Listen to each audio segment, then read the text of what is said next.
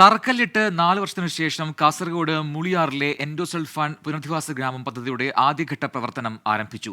സാമൂഹ്യനീതി വകുപ്പ് മന്ത്രി ആർ ബിന്ദു ഉദ്ഘാടനം ചെയ്തു. പദ്ധതി ആരംഭിച്ചെങ്കിലും ദുരിതബാധിതരുടെ പുനരധിവാസത്തിന് ഇനിയും കാത്തിരിക്കേണ്ടി വരും.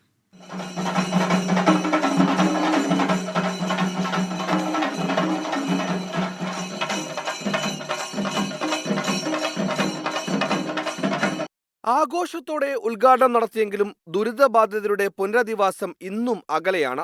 2015 പ്രഖ്യാപിച്ച് 2020 തറക്കല്ലിട്ട പദ്ധതിയുടെ 25% നിർമ്മാണം പോലും പൂർത്തിയായിട്ടില്ല. തറക്കല്ലിട്ട് 10 മാസം കൊണ്ട് ആദ്യഘട്ടം പ്രവർത്തനം തുടങ്ങുമെന്നായിരുന്നു പ്രഖ്യാപനം.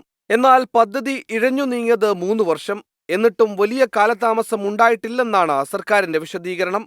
അതിന്റെ എസ്റ്റിമേറ്റ് ആദ്യം തയ്യാറാക്കിയത് പിന്നെ വീണ്ടും റിവൈസ് ചെയ്യേണ്ടി വന്നു.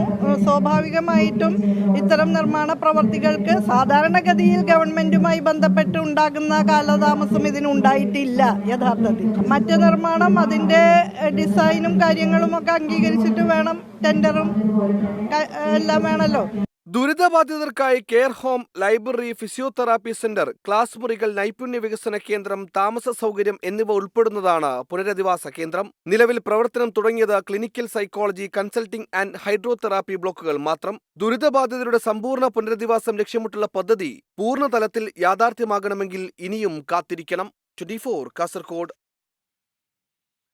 ലോകത്തെവിടെയായാലും ഏത് സമയത്തും 24 വാർത്തകളും ഓഗ്മെന്റഡ് റിയാലിറ്റി പാക്കേജുകളും എക്സ്പ്ലെയിനറുകളും വിശദമായി കാണാൻ ഞങ്ങളുടെ യൂട്യൂബ് ചാനൽ നിങ്ങൾക്ക് സബ്സ്ക്രൈബ് ചെയ്യാം.